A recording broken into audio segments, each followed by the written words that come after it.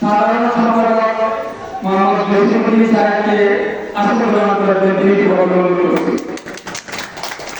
আমাদের সম্মানিত অনেক ওলামায়ে অনেক ছাত্র শিক্ষক, অনেক মুরব্বী ব্যক্তিবর্গ আছেন এখানে। আমাদের সবাই সর্বসম্মতিতে আমরা দুঃখিত। আমি সাইয়েদুর রহমান ভিতরপাড়া ওনাকে আমাদের সামনে এসে আসন গ্রহণ করার জন্য অনুরোধ করছি। আপনি এখানে আসেন। আমাদের এখানে আসন গ্রহণ করছেন আমাদের উপদেষ্টা মণ্ডলী সম্মানিত সদস্যরা। ধন্যবাদ। আমাদের এখানে উপস্থিত আছেন আশরাফুল ভাই পুরগাঁও, উনি আমাদের সাথে মিলে অনুরোধ করেছেন আসন গ্রহণ করার জন্য। ধন্যবাদ।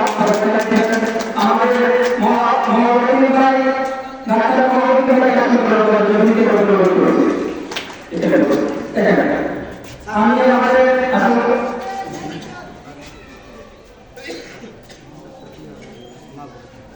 ডাক্তার মাহবুব রহমানকে আসন গ্রহণ করার জন্য অনুরোধ করেছি।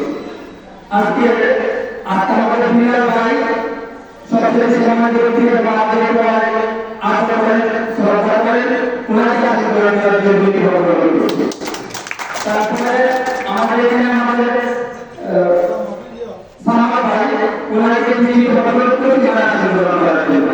আমাদের এখানে যারা আছেন আমি তো সবাইকে বলতে পারবো না, আমাদের অনেক সিনিয়র আছেন এখানে, তবে আমাদের আসন রাখতে চাই না, গ্রহণ করতে চাই। আমি আমার স্যার নুরুদ্দিন স্যার নুরুদ্দিনকে ওনার অনুরোধ করছি উনি আসন গ্রহণ করার জন্য। তারপরে আমাদের এখানে অনেক গণ্যমান্য ব্যক্তি আছেন, আমি সবার নাম বলতে পারছি না। আপনাদেরকে ইতিহাসের বলি আজকে যে অনুষ্ঠান, সেই অনুষ্ঠানে আজকে অবগত বক্তব্য নয়, কিন্তু আপনারা অনেক শান্তিতে উপভোগ করছেন।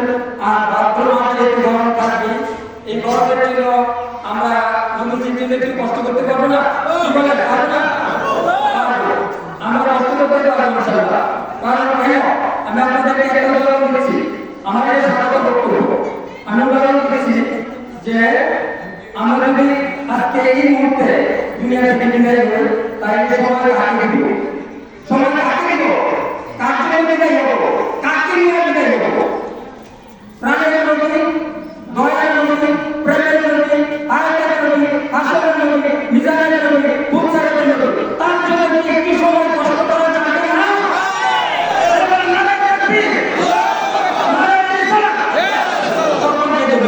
এখন আমাদের অনুষ্ঠান শেষে আমাদের আরেকটি আমাদের গণসংখ্যক নুরুল ইসলাম তাকে